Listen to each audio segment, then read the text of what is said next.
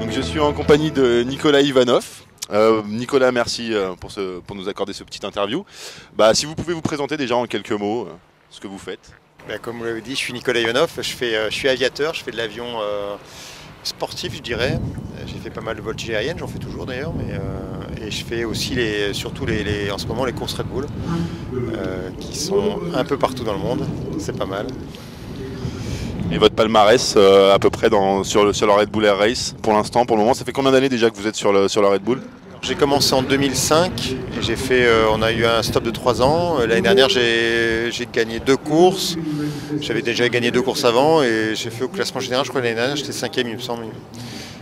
Ouais, 5e ou 4e, je ne sais plus trop, enfin bref, mais c'était pas mal. Et j'ai bien fini l'année. Ouais. Et cette année, vous avez prévu des petites améliorations sur votre appareil pour essayer d'aller chercher un peu plus haut On n'a pas eu le temps de faire beaucoup de modifications parce que la dernière course l'année dernière, c'était en octobre, je crois, et la première, c'était en février suivant. Et les avions partaient où est-ce qu'on était l'année dernière? En Autriche. On partait après en bateau jusqu'aux États-Unis, donc ça a pris un temps fou.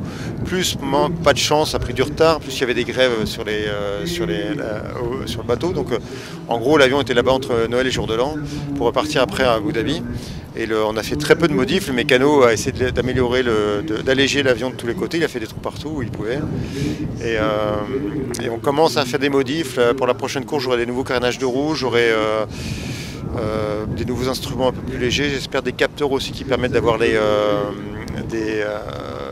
position de l'avion un peu partout avec un GPS pour suivre vraiment la trajectoire après avoir fait la course. Donc petit à petit dans l'année, on va essayer de modifier des choses, mais c'est pas évident quand l'avion n'est pas là, quoi. Forcément. Et j'ai entendu dire qu'il y avait un deuxième pilote français qui était rentré dans la Red Bull Air Race. Ça va, vous vous entendez bien avec lui, tout se passe bien? Oui, je le connais ça fait un bout de temps parce qu'on a été en équipe de France pendant quelques années, donc je le connais bien. Et oui, il n'y a pas de souci. En plus, c'est une course où on s'entend tous les pilotes, on a une bonne ambiance entre nous parce que c'est vraiment une course contre la montre et contre nous. C'est pas contre les autres pilotes, c'est pas un truc en peloton. Donc le premier qui gagne, c'est vraiment le plus rapide, c'est lui qui a fait le meilleur boulot. Et puis le dernier, il essaye de faire comme le premier. Mais il n'y a pas de rivalité interne. L'ambiance est assez bonne. Les nouvelles réglementations, je crois qu'il y a des nouvelles réglementations là, sur la Red Bull Air Race, elles ne sont pas trop contraignantes par rapport à ce qu'il y avait avant Non, la grosse changement, c'est qu'on a tous le même moteur, même hélice, même échappement. Donc tout ce qui est devant la cloison pare-feu, en gros, c'est la même chose pour tout le monde. Après, nous, il faut qu'on travaille beaucoup plus sur l'aérodynamique pour essayer d'améliorer tout ça parce qu'on a la même puissance.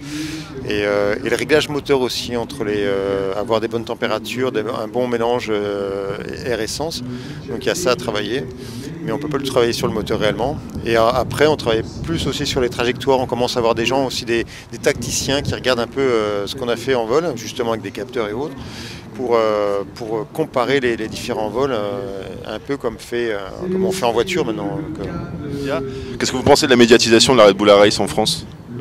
En France, c'est assez bien médiatisé parce qu'on peut toujours faire mieux, bien sûr, mais c'est quand même assez bien parce qu'on voit qu'il y a pas mal de gens qui nous suivent. Il y a des télés qui retransmettent ça, je crois, en direct sur l'équipe 21 et puis MCS aussi, je crois. Et donc c'est déjà un bon point. On a eu pas mal de reportages sur des grosses chaînes, hein, donc forcément c'est bien. Moi qui ai fait avant 15 ans de voltige aérienne où il n'y avait personne, il n'y avait que qui nous voyaient, même si on gagnait des titres. Donc là forcément c'est bien, et comme c'est plus spectaculaire, le public peut comprendre ça assez facilement, forcément ça attire les médias et c'est bien. Mais on aimerait que ce soit vraiment complètement couvert par les médias en tant que réel sport, comme on suit une équipe de F1 ou un championnat de football.